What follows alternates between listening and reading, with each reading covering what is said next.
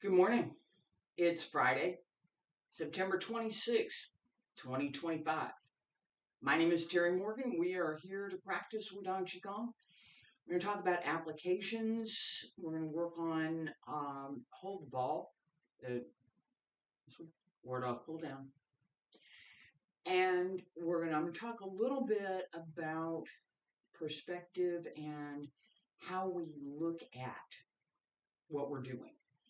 This is a little bit extension of what I was talking about yesterday. Let's start practice. Let's start the physical part of the practice first, okay? Feet about shoulder width apart. Open the arms. Wiggle the fingers, wiggle the toes. Hands circle to the front. And back around to both sides. Up along the center line. And reach out.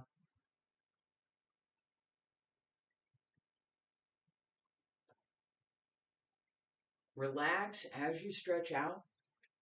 Hold through the legs. Bend through the hips, not through the waist. Smile.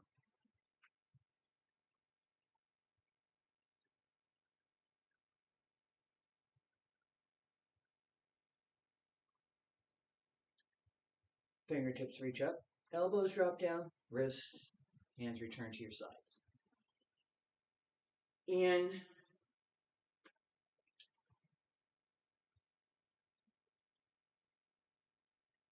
the idea behind ward off and pull down, we have two of the fundamental applications, ward off, pull down. Those are applications in Tai Chi. And in the exercise that we're doing, in Qigong exercise, we are paying much more attention to the dynamic of those applications. Ward off has that sense of pushing away with buoyancy, with it's out and back, right? Press extends and keeps going. Ward off has that a little bit of that, not a lot. Okay, so it's not. That's silly. All right, don't do it.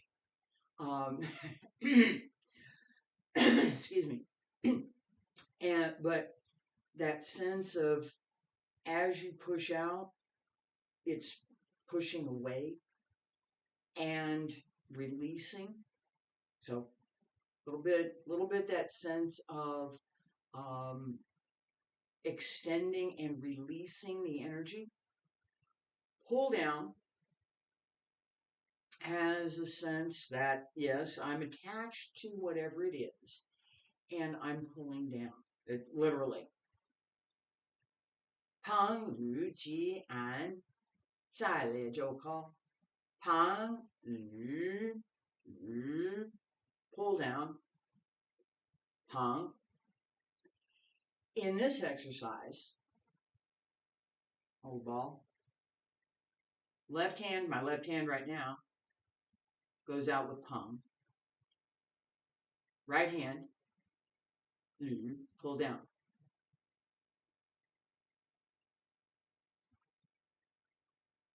Come back to center, and I change and go to the other side. Let's do this 3 times. Pay attention to the body mechanics first. Feet about shoulder width apart. Stand straight. Pull up through the crown of the head. Both hands come to the front, palms up. Breathe in. Breathe out. Press down. I'm going to shift to my right. Right hand comes up. Left hand comes under.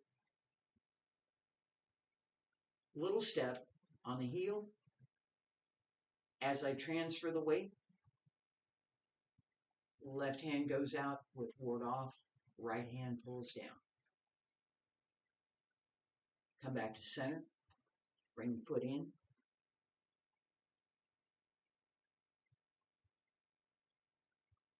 Left side. Left hand up. Right hand down. Little step.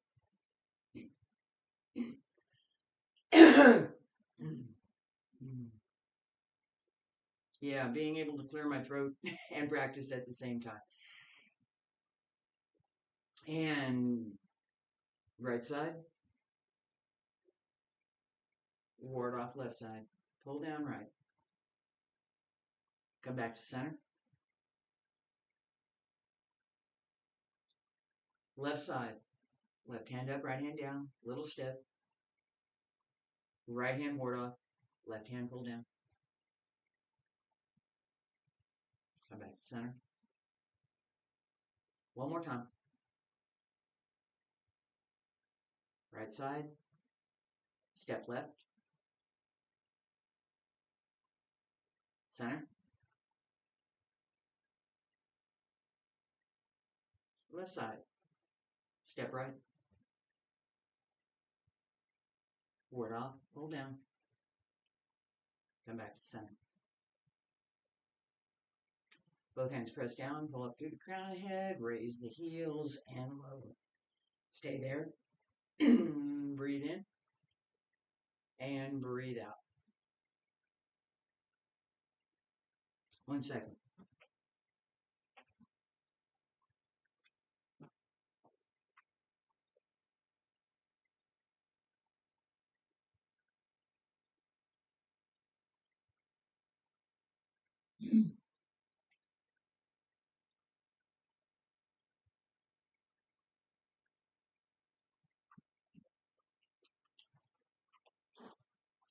Okay, I usually would bring some water or some coffee, something in with me. So I didn't, and because I've got all kinds of things out on the table over here that you can't see.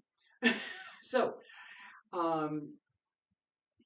there are several things in this application that we want to pay attention to. In working with the body mechanics, which is what we just did, the idea of not extending too far. Okay, so hold the ball. Where are my hands? Literally, where are my hands? This hand is at my hip. My hip's right here. It's at my hip, right here. This hand, level with my chest. It's not up here. It's here. Okay? The ball, this is the ball. Hold the ball. Ouch. Well, it's an application. Hold the ball. As we move through, as we step through, right? The weight on the sustaining leg, my right leg in this case, pushes into the heel. The arm extends out as the leg extends down. I don't go beyond my own frame. Okay? So, no. I don't know what that is, but no, don't do it. There are some moves in Eagle and some other forms that could have something similar to that. Yeah. No. That's a very happy move. It's great. This is ward off. This pull down. Okay? With the principles in mind. Okay, so we have the physical movements. We have the applications for those movements. In this case, talking about ward off and pull down as applications. We have the underlying nature of the form. And we have the idea that within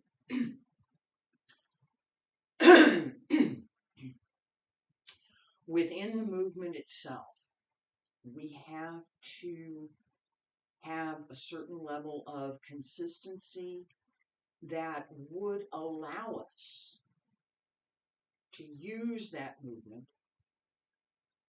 as it is intended through the form. And that's not written in stone, this movement, this thing. It's with this principle and this idea. How might I execute a movement, any movement, using that idea, that principle? Okay, so ward off is here. I have that outward extension with a little bit of a bounce and release. So it's out and then release, extend, extend outward, not press. Press is different. I'm not talking about press this morning. Okay. The idea of palm, this same idea, right there. Palm. That's palm. I'm using that application. Pull down is a little harder to do with the leg. It is. I can use my elbow and pull down. If I've got something here, I can use pull down here. I might not want to do that, but it's possible. I can most definitely use ward off with my shoulder and my elbow. That sense of, it doesn't have to be my forearm. It doesn't have to be my hand. It could be whatever's convenient. That sense of flexibility in an application is something that I learned as part of my training, and I also tried to, in the traditional sense, cultivate that so that I had a greater capacity, I had a greater level of skill. In practice, what contributes to that? Placement, posture, position, all of the things that I talked about yesterday in fundamentals class, the idea of you've got your feet well placed, your body's well placed, all of these things, all of those foundational things contribute. In addition, we want to pay attention to the nature of the movement. What kind of movement is it? What are we doing in the movement? What's the application behind the movement? A couple other things as well. Weight, balance, all sorts of things. Some years ago, I was a very new judge for regional competition. Some of it was national. And I had been competing. I won quite a bit, actually. But I hadn't been judging that much. And I was just getting started. One of my teachers at the time, Huang Weilun, happened to be judging in that same ring. And as we talked about our scores and we were going to score the competitors, my score for one of the competitors was very different than his. And I didn't understand why. I asked him, what, I don't understand. It wasn't like, well, why is your score different than mine? I would like to understand what you were looking at that I missed. I didn't see something. And he told me that it was the nature of the form. The way the competitor had done that particular form, it was Wu style Tai Chi. The way the competitor had done the form was athletic. It was dynamic. It had all of the correct moves done in the correct way. It was well done. But it was not the right flavor. I mentioned this yesterday with the plate of spaghetti and the plate of Chinese noodles. They may be both very good, but you don't want to put them together. All right, so I took note of that. And I thought about it quite a bit over the next, probably about 15 years while I was judging. And I would look for, what is this competitor doing? What is the person doing? It's different than the form that they're doing. What is the person doing? What is the form that they're doing? Because I didn't judge stuff that I didn't know. So I knew the forms. I knew what I should be seeing. What is the form that they're doing? What is the nature of that form? Is there a clear connection between the nature of the form and what the person is doing? And then how well are they doing? All right, so that connection in this set, right? Hold the ball, ward off, pull down. We're going to do this again in a minute. We're going to do a series of 6. In this set, I've shown this set several times, right? It's here, right? No, that's not ward off, pull down. That's slap hands, whacking. That's not this movement. That makes a difference. That understanding makes a huge difference in practice. Because, and I will tell you that I have seen people they stood up in competition and they said, this is a Tai Chi form. This is Yang style Tai Chi. I judge a lot of Yang style Tai Chi. Yang style Tai Chi characteristics are smooth, even, very grand, open movements.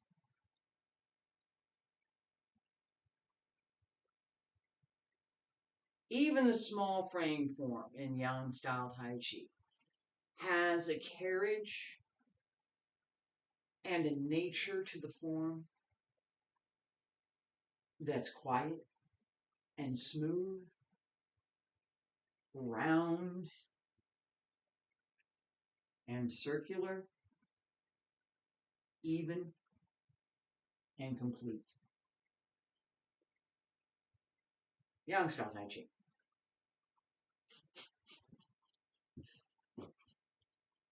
I don't know what that was. It wasn't Yang style. It wasn't anything really. It was me pretending that I had some chi energy and I was going to use my chi energy to do these movements. Ha, ha, ha. No. No. No. No. Don't do that. Don't do that. The outward expression of energy comes from inside. It's not an affected thing that you can demonstrate to the world in that manner. I can show you ward up, pull down.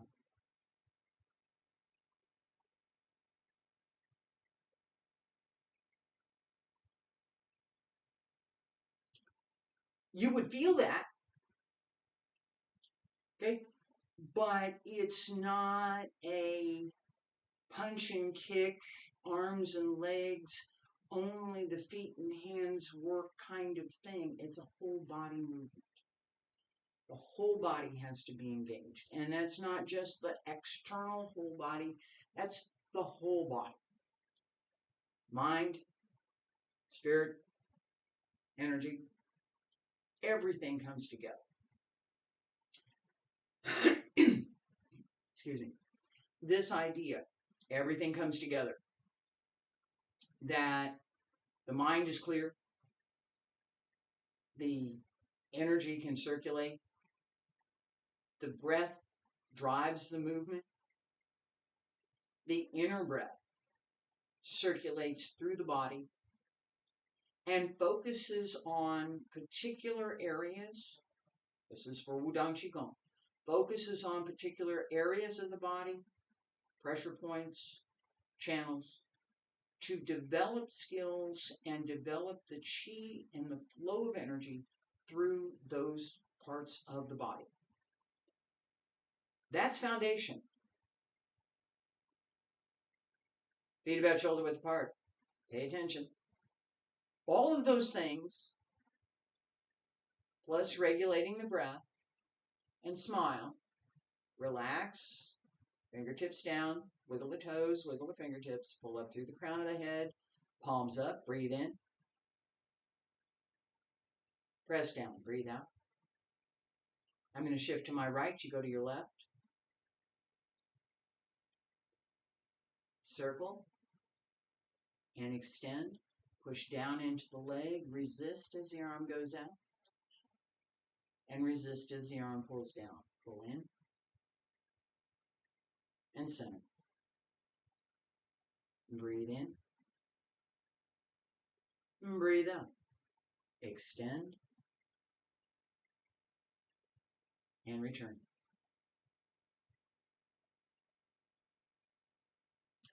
Hold ball. Breathe in.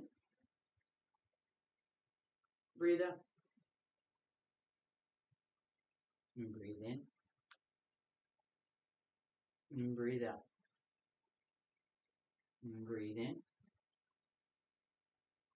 And breathe out. And breathe in. And breathe out. Relax through the upper back. Allow the turning of the waist to drive the movement. Shift, turn. Subtle movement. Center. Use the back.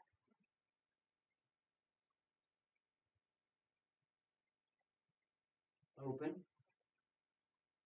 Not too far. Come back to center. Breathe in.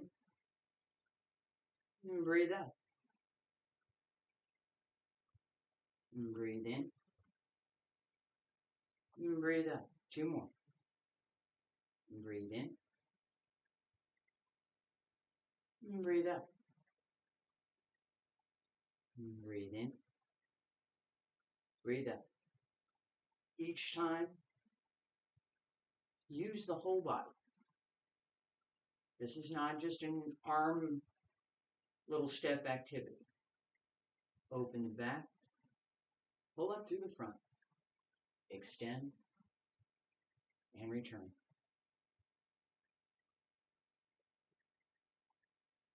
Open. And return.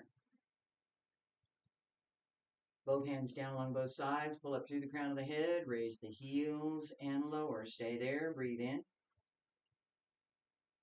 Breathe out. And breathe in. And breathe out.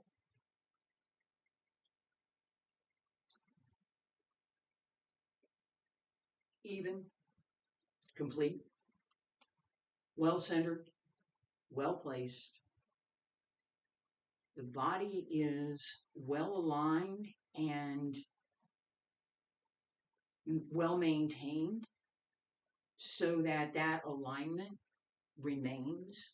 So I don't come here and shift over this way and then go here and shift over this way and come back here and do this. No, right? I did not do any of that. I'm here. Right? That apparent ease of movement takes practice. I've talked about that a lot. In developing the skills, these layers of practice. And we're going to do this one more time. We'll do 2 sets. in developing the skills, there's the physical skill, just the basic stuff. I'm going to put my hand where, what am I going to do? I'm going to put this hand here, I'm going to take this, and okay.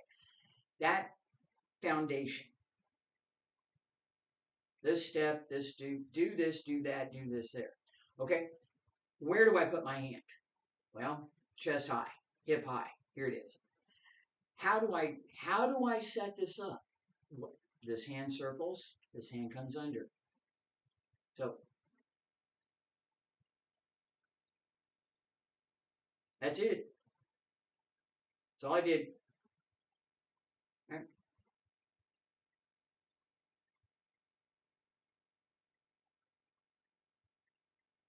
I'm gonna do it one more time.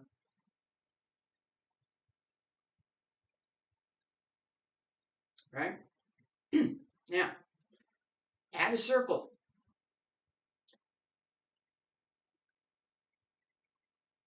I made it a little bit bigger than it needs to be, but that's the idea. Okay, this hand circles up and under. This hand comes around. Right? This is what you see. This is what I'm doing. Part of what I'm doing. The other part, another part, physical part, we're still in the physical body now. The other part is with my back and my waist. So as I'm bringing the arms through, I turn.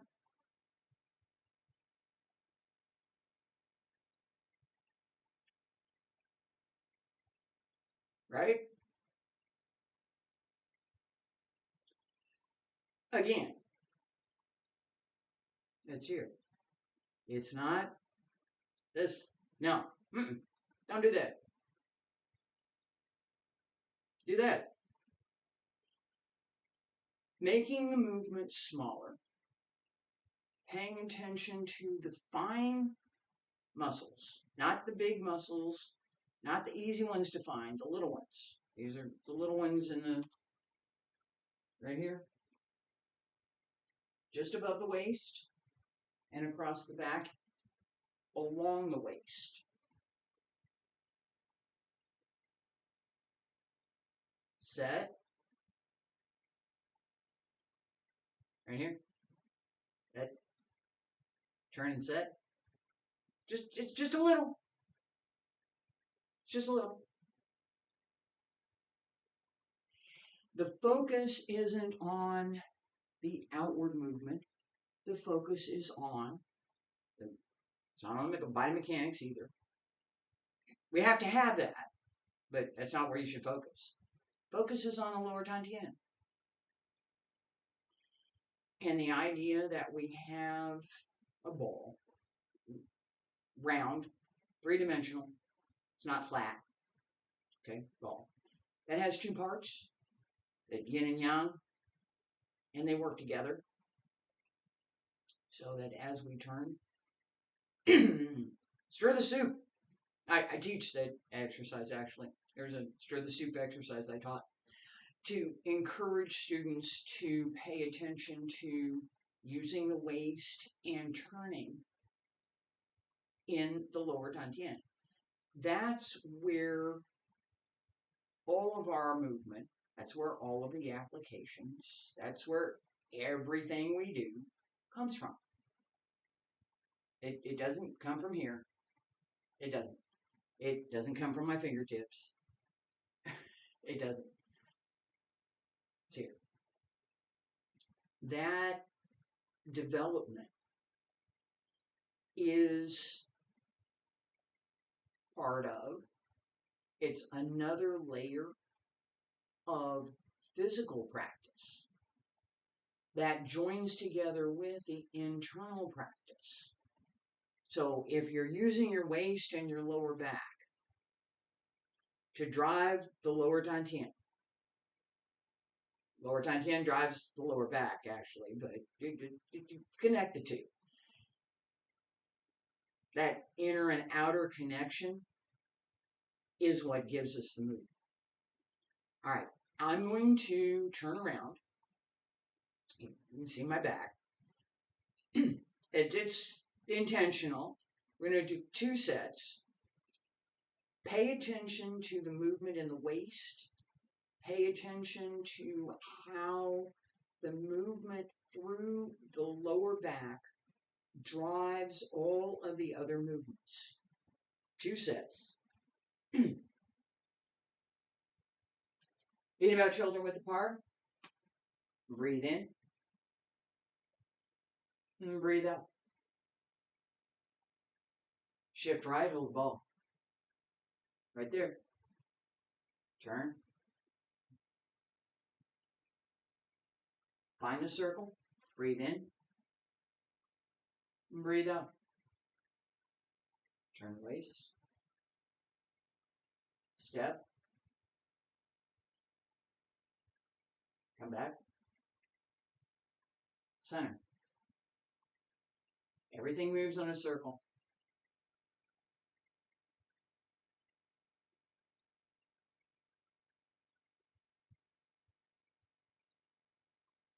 Find the circle. And breathe in. Breathe out. Hands press down along both sides. Pull up through the crown of the head. Raise the heels and lower. Stay there. Breathe in. Breathe out.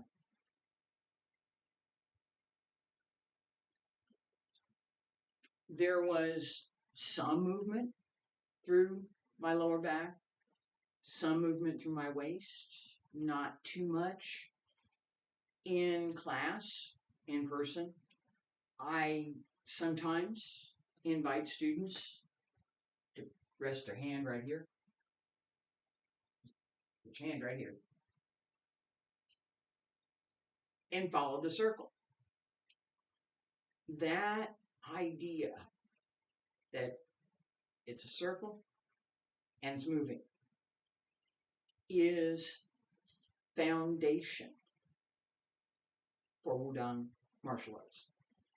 Everything that I've learned in Wudang Qigong, Wudang Taiji, Wudang sword has this fundamental idea.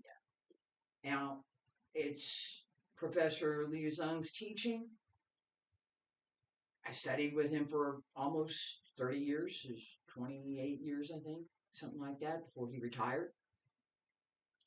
That study, that practice, informs everything that I do that has any connection with Wudang martial arts, as well as with Bagua and xingyi, because he's the one that taught me both of those, as well as with Lohan, because he taught me that as well. So that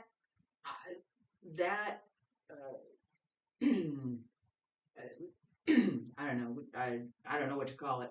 That repertoire, that the idea that we have learned more than one thing. He's learned way more than I have in his lifetime. I learned from Huang Wenlin. I learned from Johnny Lee a little bit. I learned from Liu Zheng quite a lot.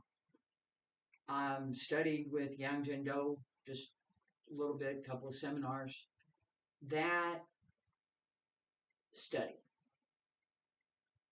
is what I bring to these lessons, these classes, and that's why I have the perspective that I have. Partly, I want to preserve the arts. I want the arts to be not the same, because they can't be the same as what somebody taught 2 generations earlier. They can't be identical. They won't be. But I don't want to make mush out of what I've learned. Yang style Tai Chi is Yang style Tai Chi. It has its own flavor. It's multi-flavors, but it has its own flavor. It has its own characteristics. Wudang Tai Chi has its own flavor, its own characteristics. Qigong sets that I learned from Hongwei Lun are different than the Wudang Taiji sets that I learned from Liu Zhang. I keep them both. And I keep them separate.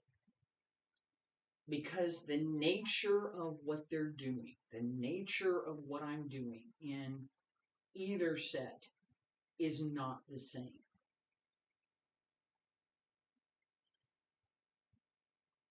Paying attention to both is perfectly fine. I talked about this yesterday with the idea that I would ask students to choose what they were going to learn first. I didn't have to say this is the only one. Learn this first.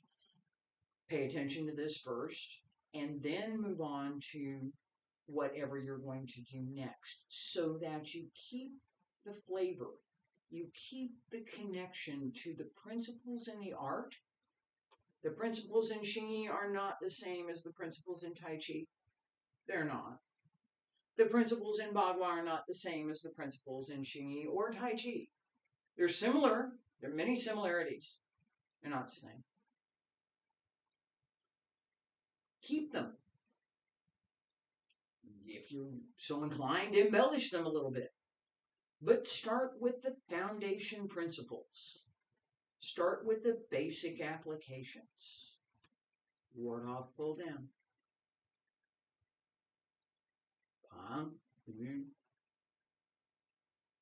I will talk more about this idea of basic applications and the 8 directions. Pang, Lu, Ji, An, Sai, Le, Zhou, Ko. In another class. That's all for today. Thank you for being here. I appreciate it.